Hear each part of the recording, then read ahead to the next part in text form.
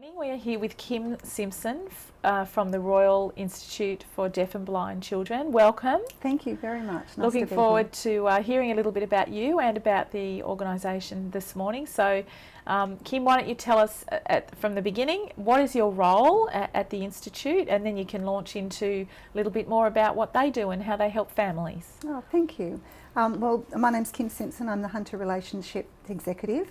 I look after building an awareness of the charity in this area, fundraising, running events, getting corporates involved. Also, I talk to the parents of the children and the people that we associate with and who are our clients, and make sure that they're aware that it's a charity as well. It's just not a service provider for them.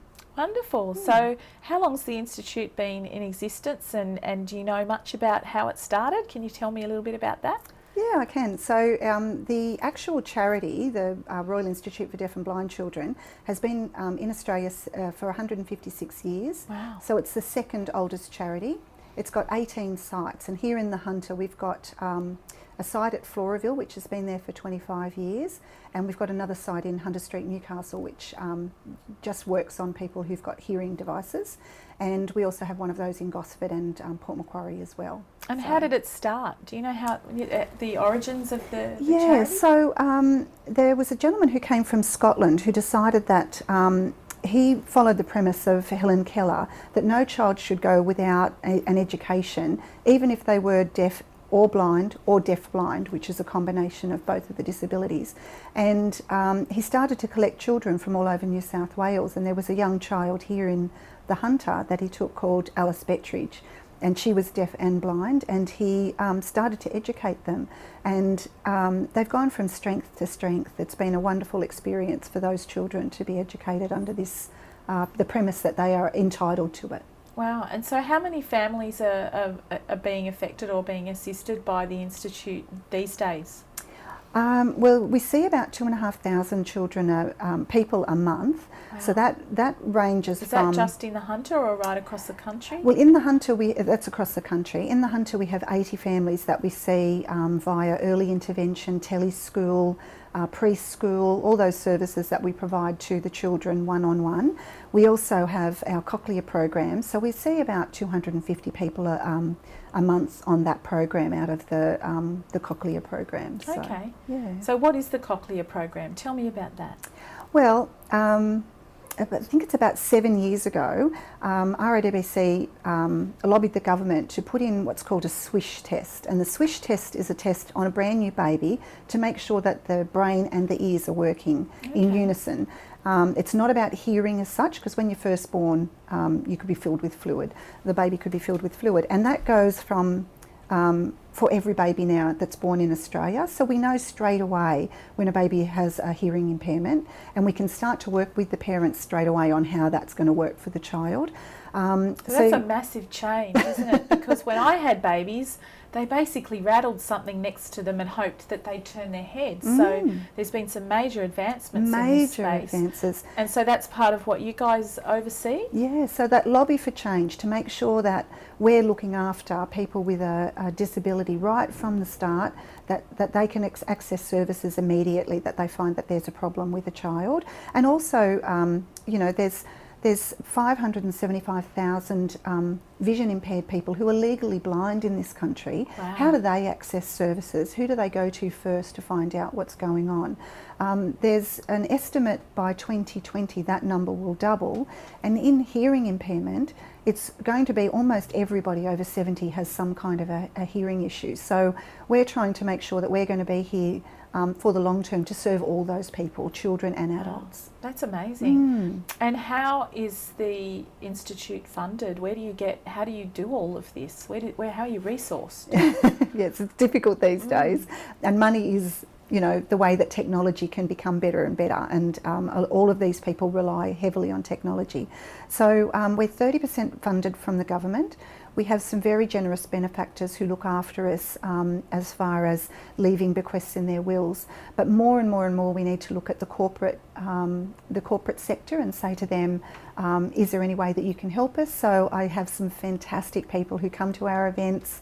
They sponsor different programs that we have at the schools. They might supply equipment. So I had someone who sponsored 2 laptops for the teachers so that they could better do their job. They're just amazing. People who come in and work with the kids, volunteers. We have a young boy coming in to teach the kids football at the moment. So a vision impaired child, it might be difficult for them to understand ball skills.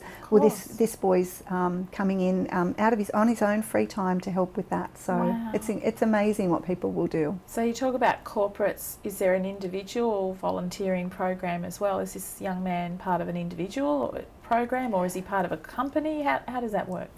He applied by himself. He wow. was having a gap year, and mum and dad are both in the charity sector, and they decided that he should have a gap year and go and volunteer for someone. But largely they're corporates who want their staff to be engaged. They want to be connected to a quality brand. We have a quality brand. So we're known for good service. We're known for being here for the long term. It's certainly been around for a long time. Yes. Well, 25 years in the Hunter is a long time for a charity. There's only a handful of us who have been here that long. So yeah, and they're fun people. They love to meet the children.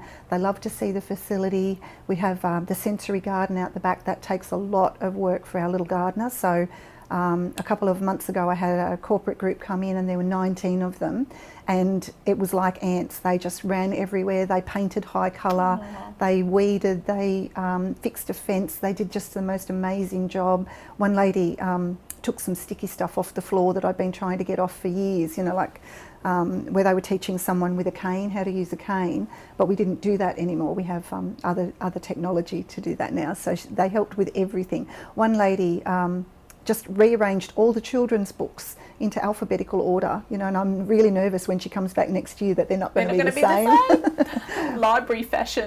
No, sorry.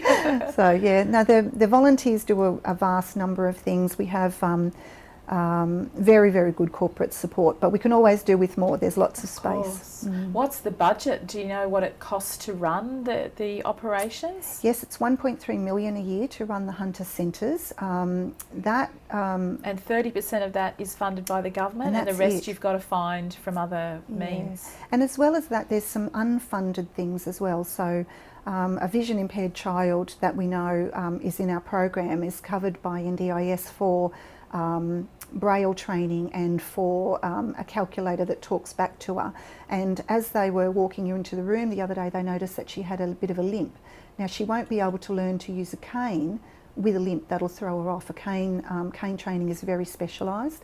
So I heard the girls in the lunchroom the other day talking about how they're going to integrate that OT for her when it's not being covered by NDIS. So a charity always goes beyond the call of duty. They're not just service providers. They always do try their best to go over the top with what they do. So other than volunteering, if a company, a corporate, a business wanted to get involved and put their hand up and say, yep, we pick you, we want to partner with you, what would be involved, and what would they get in return for being a part of the partnership program with RIDBC? Well, what I like to do is go in and talk to them about what we do, and then talk to them also about protecting their hearing and looking after their vision and going for annual tests. It is about raising awareness of the diseases that and the things that can cause this, like losing your hearing because you've got constant noise, or losing your vision because you didn't go for a macular test each year. So we talk about all of that. So you use that relationship as a way to spread your message? Yeah, definitely. Yeah. And as well as that, there's a profile lifting for the charity. So if somebody says, oh, my next door neighbour's child has just been found out to be a vision impairment, I'll go and tell them about you. So there's a multiplication factor when you're out. As well as that, when they come to the site and they see the wonderful work that we do, and they get to see the children and see the lovely outlook that we have, that reinvigorates them too, to think, well, I'm going to run a trivia night for those people, or I'm going to put on a disco, but I'm going to have it themed so the music, is done by headphones, or whatever it is that they decide to do. We've had some wonderful things done. We have a soccer event each year, and 12 teams come to that, and that's a good fundraiser. Teams? All corporate teams, oh, yeah. Wow. Oh, there was one community team last year, so they were good fun, and the Golden Oldies, I think they were called. But that's good. We have a luncheon each year that we call the Sight and Sound Lunch. So that's to raise awareness of how important sight and sound is, and we have guest speakers who come. This year it's all about the jets, but last year it was a vision impaired man who's going for the world record for riding a motorcycle with no sight at 268 kilometres an hour. Oh my goodness, that's a bit scary. It's very scary. And it's all about technology. How do we talk to the children? How do we better prepare them for leaving high school and going into the workforce? You know, we need to teach them Braille. We might need to teach them calculus Braille or music Braille to prepare them for the next steps that they have in their lives. So, yeah. And how does an organisation get involved? How do they jump on board if they wanted to come and do some things with you? What would be the process? Well, they can call me and we can get started on some conversations around what they're trying to do with their staff. So one group that I'm working with at the moment is running a trivia night in September, and they're doing that all off their own bat. But I've been in at lunchtime. They have a communal lunch once a month, and I go in and I make a presentation. And they all had salad sandwiches one day with carrots, you know, that fell into their lap. And I said, next time I'm bringing blindfolds, and you can see how difficult that would be if you didn't have any vision. Yeah. So you know, different things like that. There's lots of things you can do, isn't there, to raise awareness about how tough life can be. Yeah, and they can do things by themselves. Some places run a barbecue in their workplace and just raise funds and hand over the cheque, and others want more engagement for their staff. So, And how did you come to be involved? You've been there 18 months. How did you end up working for I the was Institute? conned. I'm in my pre-nana phase, so my children have moved out of home, and you know, nobody's looking like they were having a baby. This is 18 months ago, so I thought, oh, working with toddlers, I'd love that.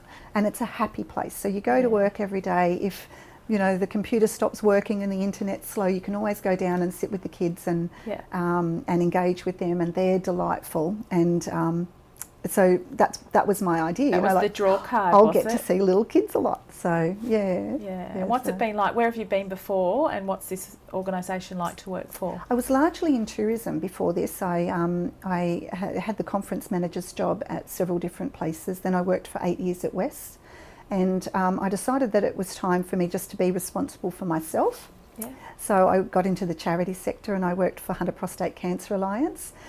We lost our funding and they turned to mental health, and I just decided that it was time for me to find a new challenge, and this is a challenge. So it is. Yeah. Well, you have such a beautiful smile on your face. It's obviously a happy place to go to work. So it really is. You're lucky there. Really is. Really good. I had a little girl last year whose mum is amazing, and she's taught her daughter how to do Auslan because she has a hearing impairment, and they gave her a cochlea later in the year, and I'd seen her go from a very shy, very timid 3-year-old who hid behind mum's skirts, and after 5 weeks of having the hearing aids and the cochlea, she came running up to me and she said, "I've had my face painted like a horse."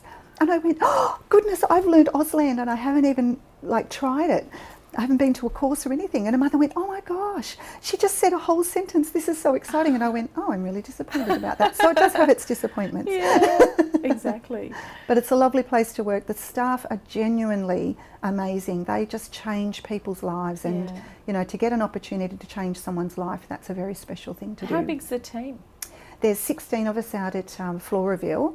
There's another team of 10 or 12 at SCIC in Newcastle West. And they just specialise in hearing, but a lot of the children that we see in the preschool and in our one-on-one programs are also SCIC clients, so it's a very good fit. Very good.